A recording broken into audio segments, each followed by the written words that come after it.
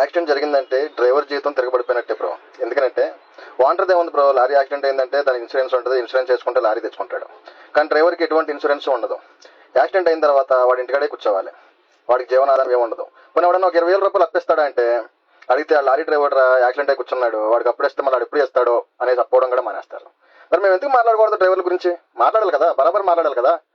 మొన్న రీసెంట్గా ఒకటి జరిగింది. ఏంటంటే నా ఫ్రెండ్ డ్రైవరు హైదరాబాద్ నుంచి వస్తుండగా స్టీరింగ్ మీద కూర్చొని ఎక్స్పైర్ అయిపోయాడు, స్ట్రోక్ వచ్చి. సరే లారీ ఊళ్ళోకి వచ్చింది, బాడీని పంపించారు.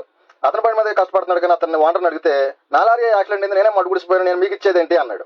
మరి మేము ఎందుకు మడ్డు గుడిసా లారీ డ్రైవర్గా కష్టపడి? దేనికోసం చేయాలా లారీ ఉద్యోగాలు? డ్రైవర్ గురించి ఎవరు మాట్లాడేవాళ్ళు లేరు కదా. మాకు మేమన్నా మాట్లాడుకోపోతే ఎలాగా?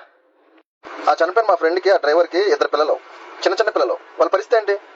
ఎవడన్నా పట్టించుకునేవాడు ఉన్నాడా? అడిగేవాడు ఉన్నాడా? Please respect all drivers. జై డ్రైవర్స్, జై డ్రైవర్స్.